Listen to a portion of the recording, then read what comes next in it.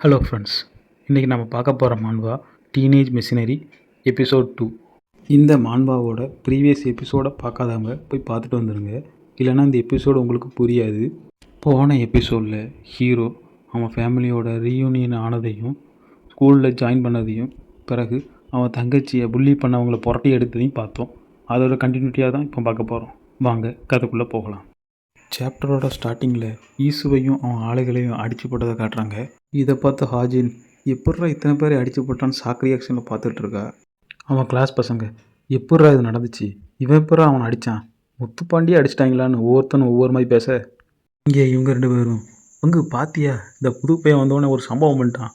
ஆமாம் பங்கு, இவன்கிட்ட நம்ம கொஞ்சம் கவனமாக இருக்கணும், இல்லைன்னா இவன் நமக்கு ஒரு சம்பவத்தை பண்ணி விட்ருவான் அப்படின்னு சொல்ல, ஹீரோ இவ்வளோ பெரிய சம்பவத்தை பண்ணிவிட்டு எதுவுமே நடக்காத மாதிரி ரேஷன் கடையில் பொருளை வாங்கிட்டு வீட்டை பார்த்து போகிற மாதிரி, வாமா உன்னை உன் கிளாஸில் கொண்டு விட்டுறான்னு ஹீரோ டேயான்ட்ட சொல்ல, ஓகேன்னு சொல்லிட்டு டேயான் ஹீரோவோட போயிட்டு இருக்கா. போகிற வழியில் டேயான் ஹீரோவை பார்த்து, நீங்கள் நல்லா தான் சண்டை போட்டீங்க. அதுக்கு ஹீரோ அப்படியா சரி அப்படின்னு சொல்ல, டேயான் ஹீரோவை பார்த்து என்னை மன்னிச்சிருங்க அப்படின்னு சொல்ல, ஹீரோ மன்னிப்பா அதுக்கு நம்ம டேயான், நேற்றும் சரி இன்றைக்கும் சரி எனக்காக தானே நீங்கள் போய் சண்டை போட போனீங்க, என்னால் தானே உங்களுக்கு இவ்வளோ பெரிய பிரச்சனை வந்திருக்கு அப்படின்னு சொல்ல, அதுக்கு நம்ம ஹீரோ அப்படியெல்லாம் சொல்லாதம்மா, நான் உன் அண்ணன், இனிமேல் உனக்கு எந்த பிரச்சனையும் வராமல் நான் பார்த்துக்கிறேன் அப்படின்னு சொல்ல, எனக்கும் இவருக்கும் அதிகமான பழக்க வழக்கம் இல்லை, நாங்கள் சந்தித்து பழகியே ஒரு 3 நாள் தான் இருக்கும், அதுக்குள்ளே என் மேலே அளவு கடந்து பாசம் வச்சுருக்காரா அப்படின்னு ஆச்சரியத்தில் பார்க்க, ஹீரோ டேயான்கிட்ட, இந்த உலகத்தில் ஒருத்தனுக்கு பிரச்சனை வரும்போது மற்றவங்கெல்லாம் ஒதுக்கிடுவாங்க,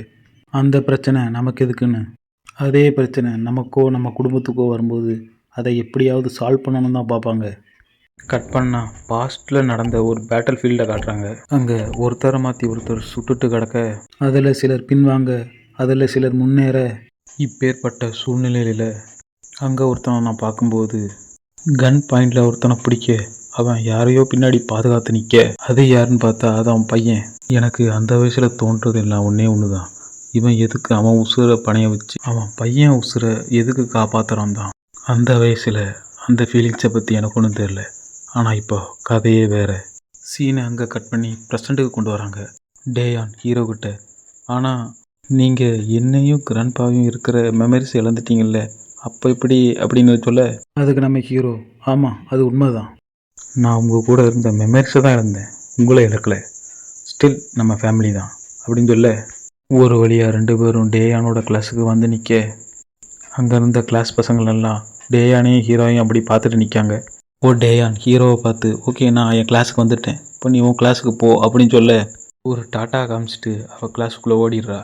சமத்து பிள்ளையா டேயான் போனதை நினச்சி ஹீரோ சந்தோஷப்பட, அப்படியே நம்ம கிளாஸுக்கு போவோம் அப்படி திரும்பி அவன் கிளாஸுக்கு போக, அங்கே போனால் எல்லோரும் ஹீரோவை ஆச்சரியமாக பார்க்க, இங்கே இவங்க 2 பேரும், பங்கு நீ அங்கே அத்தனை பேரை போட்டு அடிச்சில, அதை பார்த்து நான் இம்ப்ரெஸ் ஆகிட்டேன் பங்கு அப்படின்னு சொல்ல, அதுக்கு அவன், நீ கடைசியாக அவன் மூக்குலேயே ஒரு குத்துவிட்ட பற்றியில், அதை பார்க்கும்போது அவன் மேலே எனக்கு பரிதாபமே வந்துட்டு, ஐயோ பாவன் அப்படின்னு இவன் சொல்ல, இப்படி மாற்றி மாற்றி 2 பேரும் பொய்யா புளிவிட்டு கிடக்க, ஹீரோ அவன் பாட்டுக்கு போய் அவன் சீட்டில் உட்காந்துடுறான்.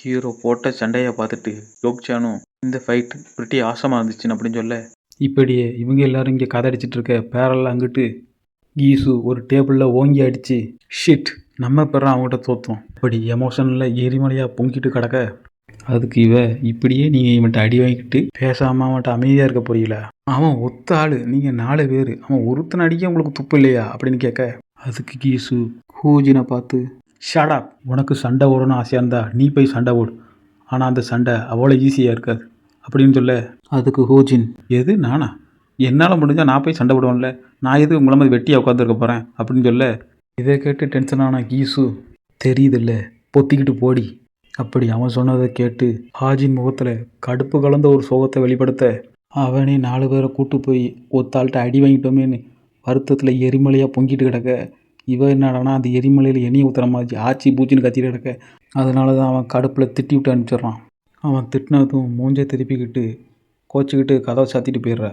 ஹூஜின் கடுப்பில் அவள் கிளாஸை நோக்கி வேகமாக நடந்து போயிட்டு இருக்கும்போது மனசுக்குள்ளே, 4 பேர் சேர்ந்து ஒருத்தனை அடிக்க துப்பு இல்லை, என்கிட்ட வந்து அவங்க கோத்தை காட்டுறீங்களா அப்படி நினச்சிக்கிட்டு போக, அப்படி அவள் கிளாஸுக்கு வந்துடுறா.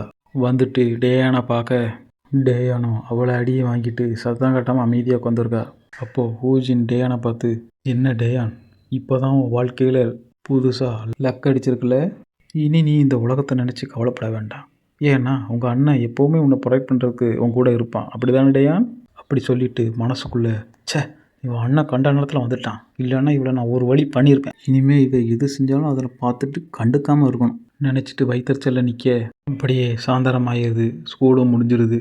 டேயான் ஸ்கூல் முடிச்சுட்டு வெளியே வரும்பொழுது என்னத்தையோ நினச்சிக்கிட்டு அவள் பாட்டுக்கு போயிட்டு இருக்கா. மனசுக்குள்ளே காலையில் நடந்த சம்பவத்தை தான் அவள் யோசித்து பார்த்துட்டு இருக்கா.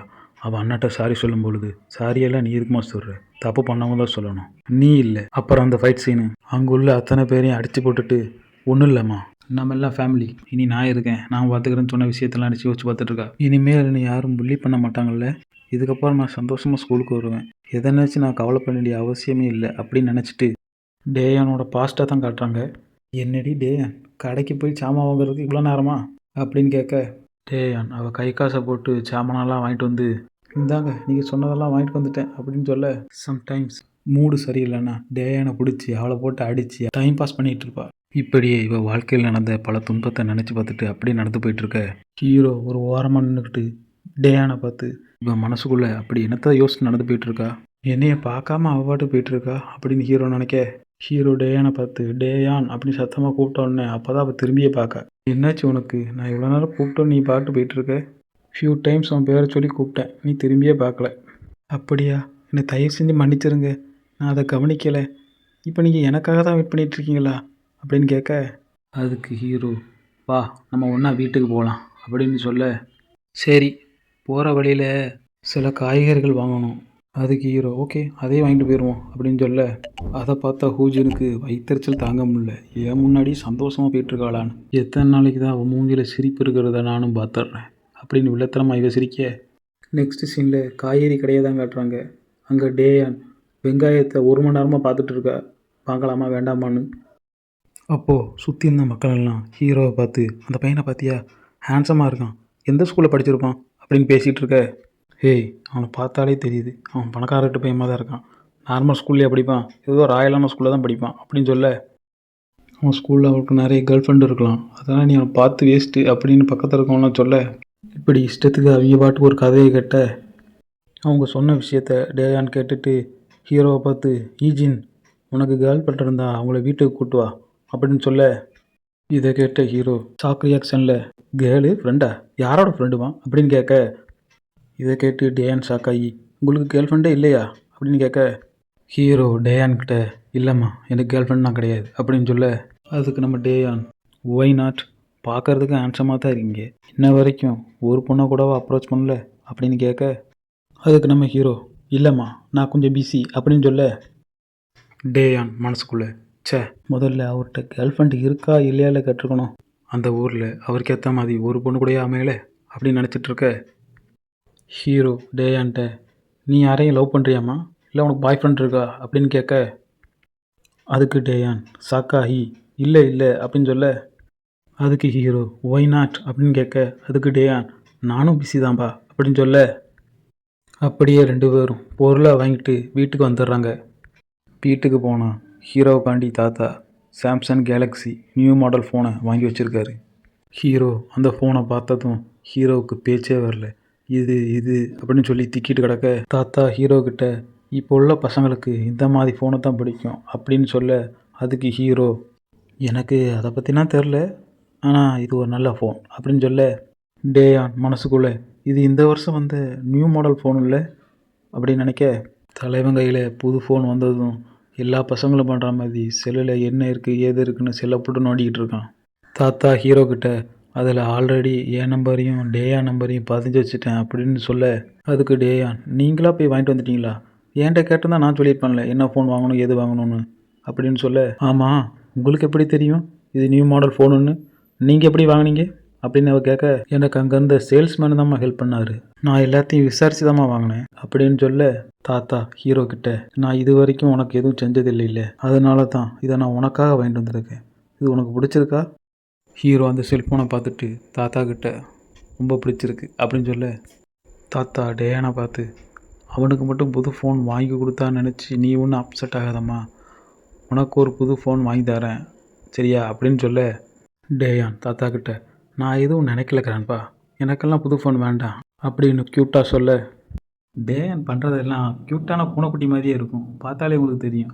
ஹீரோ மனசுக்குள்ளே இந்த மாதிரி அன்பான குடும்பம் கிடைச்சதுக்கு எனக்கு ரொம்ப சந்தோஷமாக இருக்குன்னு நினச்சிட்டு தாத்தா கிட்ட இது உண்மையிலேயே நல்லா இருக்குது அப்படின்னு சொல்கிறான். தலைவனுக்கு புது ஃபோன் கிடைச்ச உடனே நைட்டு பூரா உட்காந்து செல்லையே போட்டு நோண்டிக்கிட்டு இருக்கான். தாத்தா கொடுத்தன்னு நினச்சி சந்தோஷமும் படுறான். நெக்ஸ்ட் சீனில் மிலிட்ரி பேஸை காட்டுறாங்க. அங்கே மேஜர் ஆஃபீஸ் ஒர்க்கை பார்த்துக்கிட்டு இருக்கும்போது ஒரு மெசேஜ் வந்ததையும் பார்க்காரு. எவன்டா இந்த நேரத்தில் எனக்கு மெசேஜ் அனுப்புகிறான்னு சரின்னு ஃபோன் எடுத்து பார்த்தா அது நம்ம ஈஜின். மெசேஜில் இட்ஸ் ஈஜின், ஏன்னா கால் பண்ணுறதா இருந்தால் இந்த நம்பருக்கு கால் பண்ணுங்க அப்படின்னு மெசேஜ் பண்ணேன். மேஜர் மெசேஜை பார்த்துட்டு ஈஜின் புது நம்பரா அப்படின்னு பார்க்க அவர் கூட இருந்த சோல்ஜர், பட் சார் அவன்கிட்ட தான் ஃபோனே கிடையாது, ஒருவேளை புது ஃபோனை வாங்கியிருக்கானோ. அதுக்கு மேஜர், அப்படி தான் நினைக்கேன். மெசேஜிலேயே என்ன மாடல் ஃபோனுன்னு கேட்க அதுக்கு ஈஜினும் சாம்சங் கேலக்ஸி நியூ மாடல்னு மெசேஜ் பண்ணேன். அதை பார்த்து மேஜர் ஷாக்காகி இது மோஸ்ட் எக்ஸ்பென்சிவ் ஃபோனாச்சே, இதே அவன் வாங்கினா அப்படின்னு ஷாக்காக அதுக்கு அவர் கூட இருந்த சோல்ஜர், இந்த காலத்து பசங்களுக்கு பிராண்டு நியூ ஐட்டமாக தான் பிடிச்சிருக்கு அப்படின்னு சொல்ல. நெக்ஸ்ட்டு சீனில் ஈஜின் குடிச்சிட்டு வெளியே வர சேம் டைமிங்கில் டேயான் ஸ்கூலுக்கு போகிறதுக்காக கிளம்பி நிற்க அதுக்கு ஹீரோ, மறுபடியும் நீ வெள்ளனே கிளம்பிட்டியா அப்படின்னு கேட்க அதுக்கு டேயான், ஆமாம் எனக்கு லேட் ஆகிடுச்சு நான் போகிறேன், உங்களுக்கு சாப்பாடெல்லாம் டேபிள் எடுத்து வச்சுட்டேன், மறக்காமல் சாப்பிட்ருங்க, ஓகே பாய் சொல்லிட்டு அவள் கிளம்ப ஹீரோ அப்படியே திரும்பி டேபிளை பார்க்கலாம். டேபிளில் தடபுடலாக சாப்பாடு ரெடியாக இருக்குது.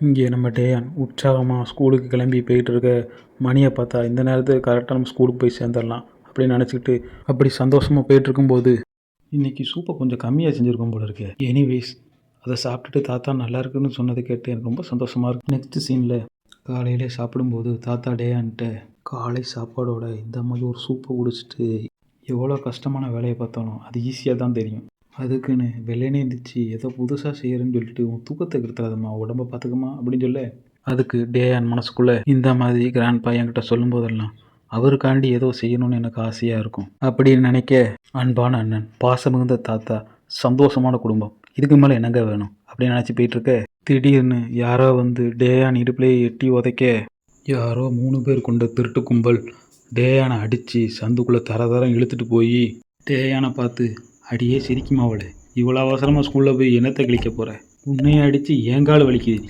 சாரியெல்லாம் கேட்க மாட்டீங்களோ. அதுக்கு டேயான் சாரிங்க அப்படின்னு சொல்ல டேயான் கன்னத்தில் பலான்னு ஒரு அறையோட அந்த அறையை வாங்கிட்டு என்ன நடக்குது, யார் இவங்க என்னன்னு தெரியாமல் புள்ள திரு முடிச்சிட்ருக்க. அவங்க கூட்டத்தில் ஒருத்தி, நம்ம கச்சேரி பண்ணி ரொம்ப நாள் ஆச்சுல்ல, இவளையே நம்ம இந்த கச்சேரி கூட்டு போகக்கூடாது அப்படின்னு சொல்ல கூட இருந்து ஒருத்தி, நல்ல ஐடியா இதே செய்வோமே அப்படின்னு சொல்ல. சரி, கச்சேரின்னு சொன்னது வந்து கரோக்கி, ஜப்பான் அனிமேஷன்லானா கரோக்கின்னு சொல்லிட்டு பாட்டு பாடி டான்ஸ் ஆடி கிடப்பாங்க, அதைத்தான் அப்படி மென்ஷன் பண்ணேன் கச்சேரின்னு. அதில் தொப்பி போட்ட ஒருத்தி டேயான் பக்கத்தில் போய், என்னம்மா டேயான் எங்கள் கூட கச்சேரிக்கு வரியா அப்படின்னு கேட்க அதுக்கு நம்ம டேயான், இந்த வாய்ஸ் வந்து சந்தேகமே வேண்டாம், இது ஹூஜின் கிம்மு தான் அப்படின்னு மனசுக்குள்ள நினைக்க அந்த கச்சேரிக்கு டேயானே அடித்து தரத்தரம் இழுத்துட்டு போய் ஒரு வழியாக கச்சேரியை முடிச்சாச்சப்பா, நீ என்னத்தை பண்ண கத்திட்டுல கிடத்த, அது ஒன்றும் இல்லைப்பா ரொம்ப நாள் ஆச்சுல அதான் டச்சு விட்டு போச்சு. இப்படியே இவங்க பேசிட்டு கரைக்கை விட்டு போக அந்த கடைக்காரன் வந்ததுக்கு நன்றி அப்படின்னு சொல்ல அந்த கடைக்காரன் இவங்க பாடி முடித்த ரூமை க்ளீன் பண்ணுறதுக்காக ஹேண்டைசர் அந்த மாதிரி பொருட்களை எடுத்துகிட்டு போக, ச்சே இந்த காலத்து பிள்ளைங்க என்ன பாட்டு பாடுது, காண்டாமிருகத்துக்கு பிரசவ வலி வந்த மாதிரி ஒரு சத்தம் வெளியே இருந்து கேட்ட என்னாலே தாங்க முடியே, எப்படித்தான் இவ்வளோ நேரம் வச்சு இவ்வளோ சமாளிச்சுக்கிட்டு இருந்துச்சோ அப்படின்னு நினச்சிக்கிட்டு போக அப்படியே கதவை திறந்து உள்ளே எட்டி பார்த்தா என்ன நடந்திருக்கு இங்கே அப்படின்னு அதிர்ச்சியில் பார்க்க கச்சேரின்னு பேரில் கூப்பிட்டு டேயானை போட்டு அடி அடித்து மயக்கம் போகிறல கூப்பிட்டுட்டு போயிட்டாங்க. அந்த நேரத்தில் அந்த கடைக்காரர் வந்து, இந்தாம்மா உனக்கு என்னாச்சு, நீ நல்லா தானே இருக்க அப்படின்னு கேட்க டேயான் எதுவுமே பேசாமல் எந்திரிச்சு அவன் நோட்டு புத்தகம் எல்லாத்தையும் எடுத்து அவள் பேக்கில் வச்சுக்கிட்டு அவள் பாட்டுக்கு எந்திரிச்சு நிற்க அதுக்கு அந்த கடைக்காரன், என்னம்மா நான் எதாவது ஆம்புலன்ஸ் ஃபோன் பண்ணவா அப்படின்னு கேட்க, இல்லை வேண்டாம் நான் நல்லா தான் இருக்கேன் அப்படின்னு சொல்லிட்டு மெல்ல சிவத்தை பிடிச்சிக்கிட்டு பேலன்ஸ் பண்ணி அந்த கடையை விட்டுட்டு வெளியே போகிறா. நெக்ஸ்ட் சீனில் ஸ்கூலை தான் கட்டுறாங்க.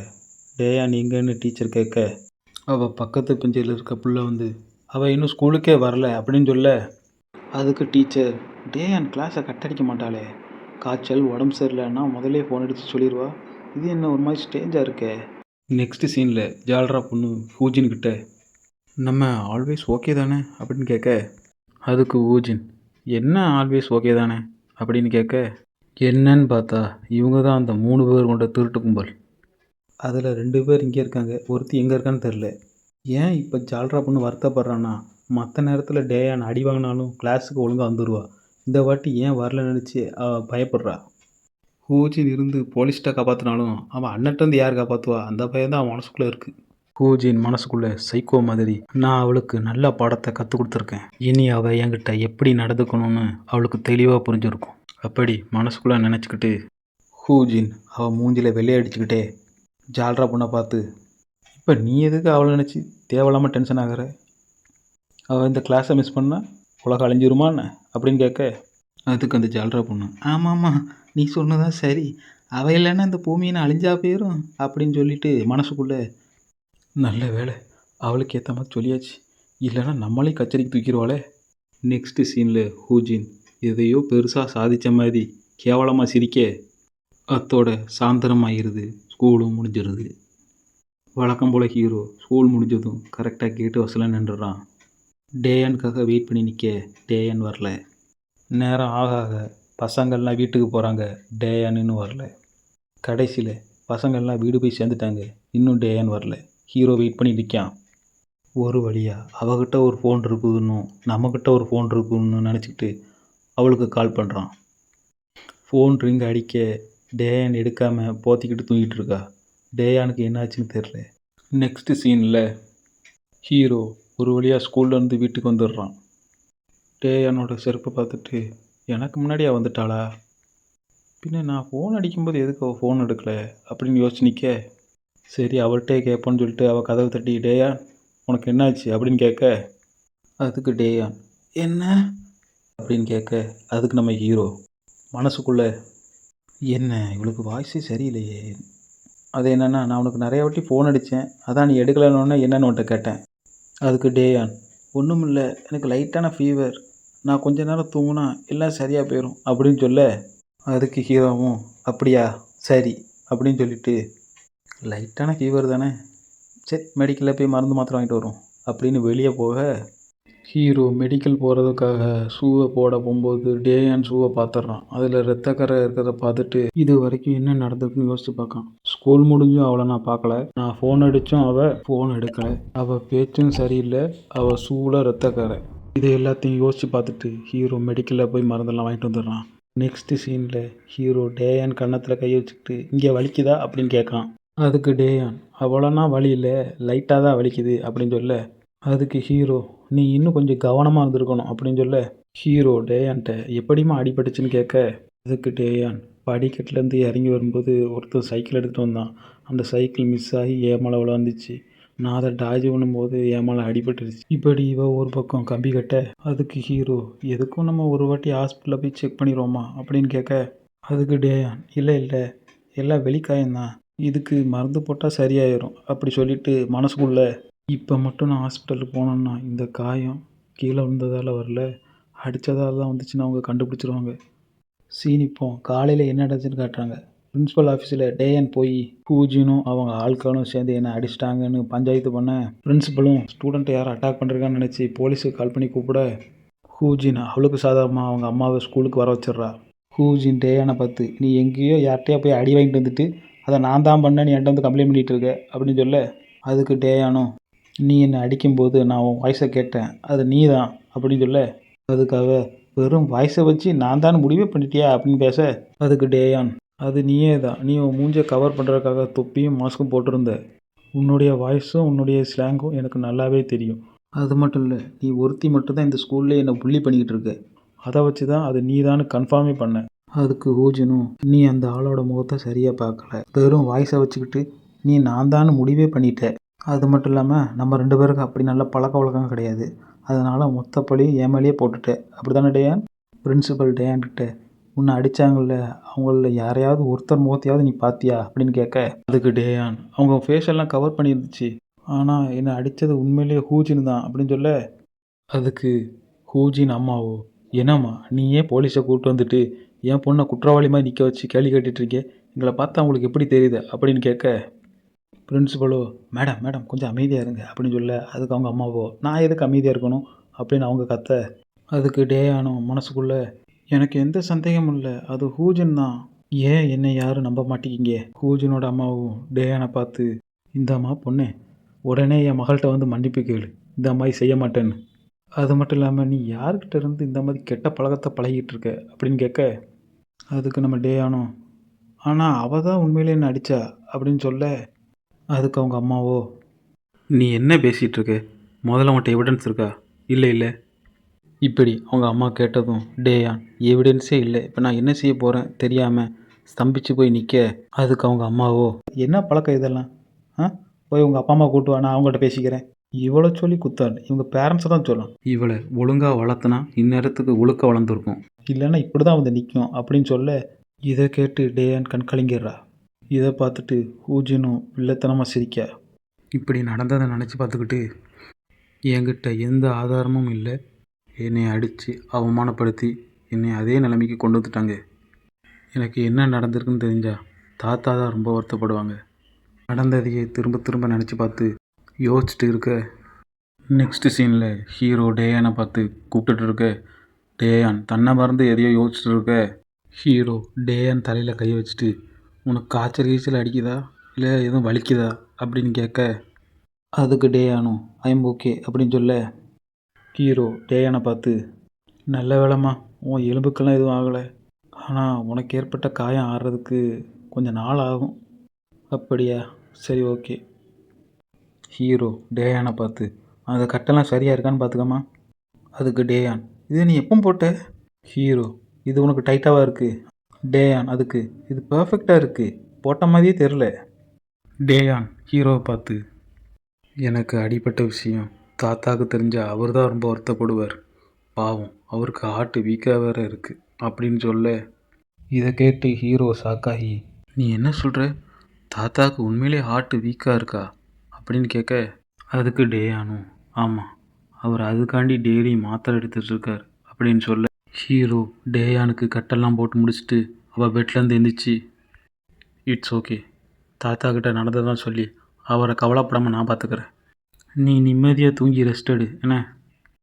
அதுக்கு டேயான் ஓகேன்னு சொல்ல, ஹீரோ அவள் ரூமை விட்டு கிளம்பி போயிட்டுருக்கான்.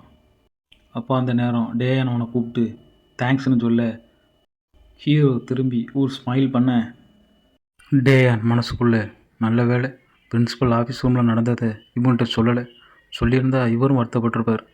நெக்ஸ்ட் சீனில் ஹீரோ டேயான் ரூம்லேருந்து வெளியே வந்து அவளை யார் அடிச்சிருப்பாங்கங்கிறத கெஸ் பண்ணி, அவனுங்களுக்கு எவ்வளோ தைரியம் இருந்தால் மறுபடியும் வந்து என் தங்கச்சி மேலே கையை வச்சுருப்பாங்க, அன்னைக்கு அடித்தது பத்தலையோ, இவங்க எல்லாத்துக்கும் சொல்கிற விதத்தில் சொன்னதான் புரிஞ்சுப்பாங்கன்னா அதையும் செஞ்சு காட்டிட வேண்டியது. ஓகே ஃப்ரெண்ட்ஸ், இந்த இடத்துல இந்த எபிசோடை முடிக்கிறேன். இந்த வீடியோ பிடிச்சிருந்தா லைக் பண்ணுங்கள், என்கிட்ட எதாவது சொல்லணும்னா கமெண்ட் பண்ணுங்கள், மோர் வீடியோஸ்க்கு சப்ஸ்கிரைப் பண்ணுங்கள். அடுத்து தான் உங்களை நல்ல வீடியோவில் சந்திக்கிறேன். Okay bye friends.